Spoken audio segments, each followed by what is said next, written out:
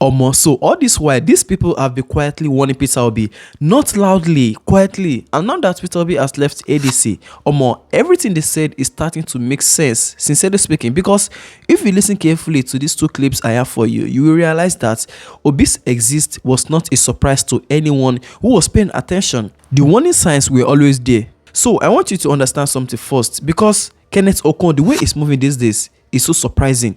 Kenneth Okonkwo was one of Peter Obi's loudest supporters. He campaigned for him, he defended him publicly, he was obedient to the call. But somewhere along the line, something changed. He started distancing himself from Peter Obi, and in his most recent interview, he said something that tells you exactly where his loyalty now lies. He said ADC did not need Peter Obi. It was Peter Obi who needed ADC. But I want you to watch this clip first before I show you what exactly is going on.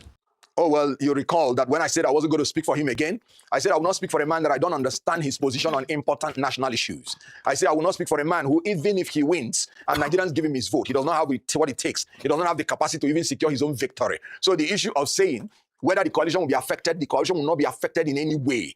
Peter Obi, within 6 months, changed parties 3 times. You could recall, since he defected to NDC, I've not taken it as anything serious or anything relevant to bother myself.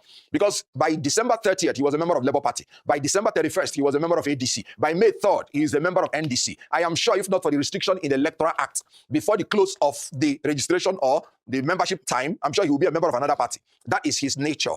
But let me say it. Changing parties is not what questions your capacity, your competence, or your character.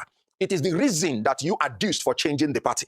Peter Obi said, I don't have a problem with David Mark, meaning he didn't have a problem with the ADC. He said, I don't have a problem with Atiku Abubakar, meaning he does not have any problem with the aspirants. Then what is the reason he gave? He said, I don't like challenges. I don't like trouble. ADC is going through challenges, legal and otherwise, and I like to run away to where there is peace, to where there is no trouble. And I now ask, how can this same man ask Nigerians to entrust Nigeria in his care when Nigeria is the most challenged country in the world today? Nigeria is both physically and mentally challenged in all capacity. Nigeria is the 4th most terrorized nation on earth. Nigeria has borrowed itself to bankruptcy. Nigeria, as I'm talking to you, the bandits tie people on the tree and put fire under them to burn them in Kwara, in Kogi, in Niger. So how can a man who says running away from challenges be able to face the challenges we are facing in Nigeria today? I am sorry. The Peter Obi's temperament and his capacity is incompatible with the requirement of Nigeria of today. So the ADC cannot possibly be missing anything. Recall that before he came to ADC in December 31st, his political career was already dead.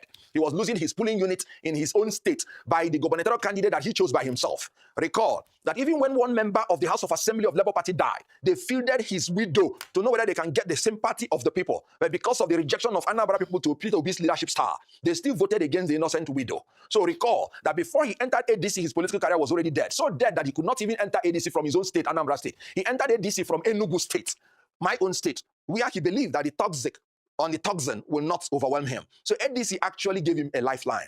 Peter Obi needed ADC. ADC did not need him because we were already moving on without him. So when he came into ADC with his normal toxic followers, with their own penchants of not wanting democracy at the primary level or at the secondary level, obviously, I knew he was going to go. Let me reveal one secret to you. The first day I was consulted in this coalition, and that was before the unveiling, they asked me, so how is the possibility of ADC performing in the Southeast?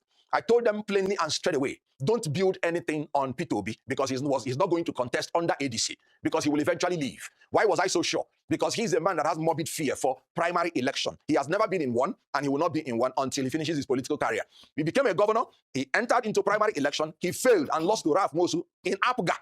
And then he still managed to find the leaders to cancel that primary, and they still gave him the ticket. That was how he became governor. And so when he gave the reason of challenges, of course, he lied, because his main reason is that he does not want to face the primary election. And let me tell you another thing, because ADC was fully prepared to convince the whole world that Peter Obi is not interested in democracy. When he came into ADC, he gave a condition that he should be allowed to produce the National Organization Secretary, National Organizing Secretary, NOS. And the reason he gave is that so that he will be the one to conduct the primary. And ADC said, fine, take.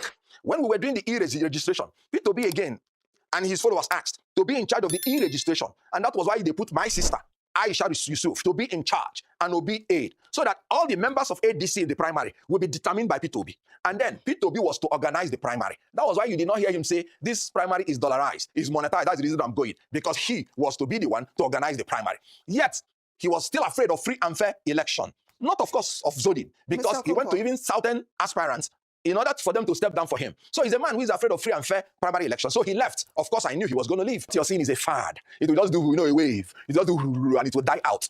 Naturally, some people from Anambra State, some legislators who believe that they needed an Obi to win, not that they want that they know he will win. They know he will not win. I will tell you what one Igbo elite, very brilliant, high person in the society, he comes on air and he talks well about Obi. So one day he met me and then he was telling me that, look, when we saw you in 2022, 2023 talking about Obi, you were so sincere. Then we knew that you didn't know him very well. We know that one day you will leave. I was shocked. He said, yes, because you're sincere. Then I said, why are you also talking about him when you know this? He said, why do I have to go and talk ill about him and get the backlash when I know he's going nowhere? So the truth is that all those people following him, they know he will not win. They know he cannot win. But within the little huts they believe they could use his name to win, or Kwakwanso's name to win. That's why when you check all those people that are defected, is Anambra, Kanu, then one or two other people that have become political orphans. Abaribe left ADC. He went to LP. He did not go to NDC. So the people that we lost from ADC, it is not all to NDC. A lot of them do not have confidence in the ability of their presidential aspirants to win any election for them. But they believe that within that locality, they might still manipulate their name to know whether they can win. And let me tell you the news. Most of them will lose. You should know that the Kwakwanso angle has lost relevance in Kano State. And they are simply trying to hold on to each other to know whether they can help each other regain political relevance. So you're talking about two major political aspirants that have lost relevance in their states, and they are trying to use a new thing to know whether they can rekindle their political fire to no avail. They are gone for 2027, and their wind has blown off their candle, and they are in darkness. More while I no complaints like this on top 2027 election, imagine ADC did not need Obi needed ADC. Now here's why that statement matters. Kenneth Okonkwo has decided to stay in ADC with Atiku. Now the same man who marched with Obi in 2023, the same man who called out Peter Obi the hope of Nigeria, now is saying without Obi ADC is fine. So I want to ask you a simple question. What exactly did Kenneth Okonkwo see inside ADC that made him switch from Team Obi to Team Atiku? I beg, let me know what you think about that. Now, Segun Sowunmi has been an Atiku man for a very long time.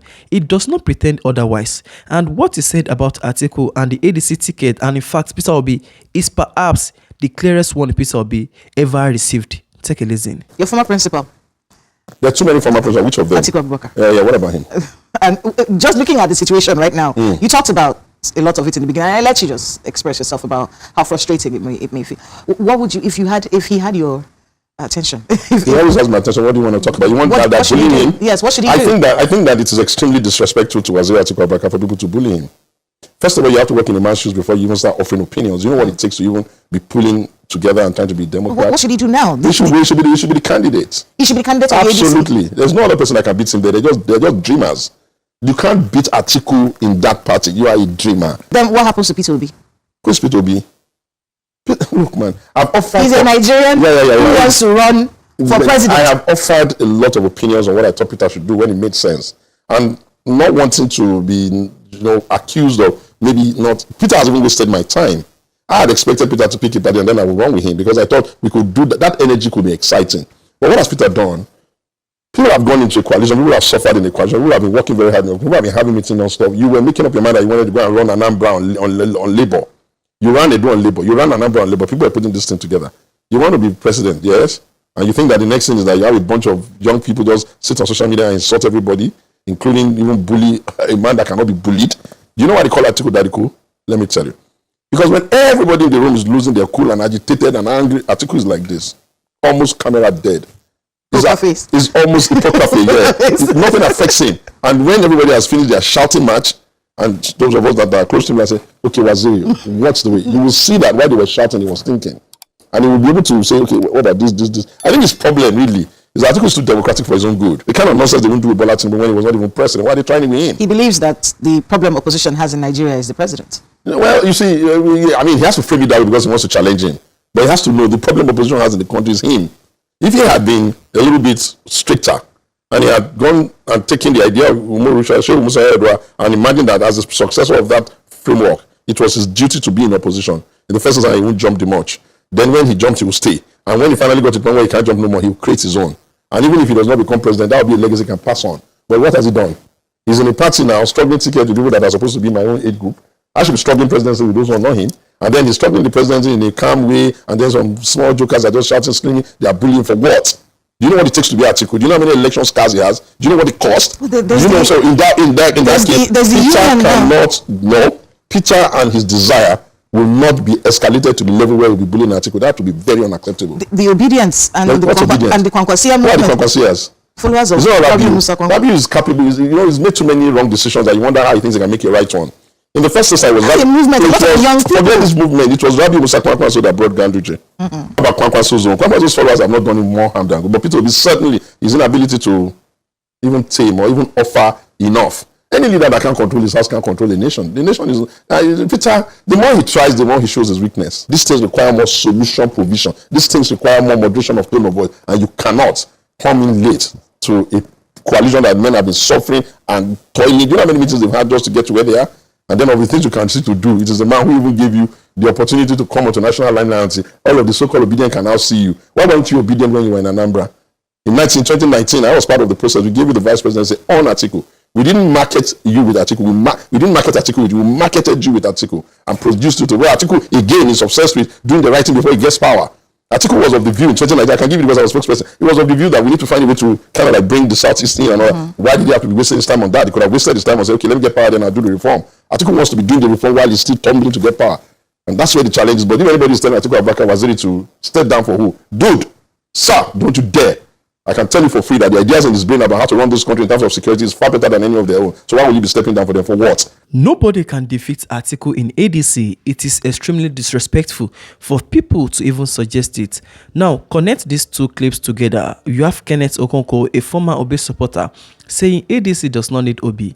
Segun Sowunmi, a long-time Atiku loyalist, saying nobody can defeat Atiku in ADC. Both of them are essentially saying the same thing from two different directions. The ADC ticket was never available for Peter Obi. It was Atiku's from the beginning. Simple. And here's the irony that nobody is talking about. Kenneth Okonkwo is angry that Peter Obi left ADC. But Sowunmi just confirmed that Obi could never have won the ticket anyway. So, what exactly did Kenneth want Obi to stay for? To lose a primary to Atiku, or to be trapped by Electoral Act and banned from contesting anywhere else, or to simply legitimize Atiku's coronation? So I want your honest take here before you go, and I want to know what you have to say. Was Kenneth Okonkwo right that ADC did not need Peter Obi? Or did Obi make the smartest move by leaving before the trap closed? And who do you think will get the ADC presidential ticket? Drop your verdict in the comments. So that is the breakdown. Kenneth Okonkwo on one side wants Obi's biggest supporter, saying ADC does not need him. Segun Sowunmi saying nobody can defeat Atiku in ADC, and Peter Obi is gone. Or more, 2027 is going to answer every question be asked today. So if you enjoyed this breakdown, don't forget to like, subscribe, and share this video. Let's keep everyone informed. I will see you in my next video.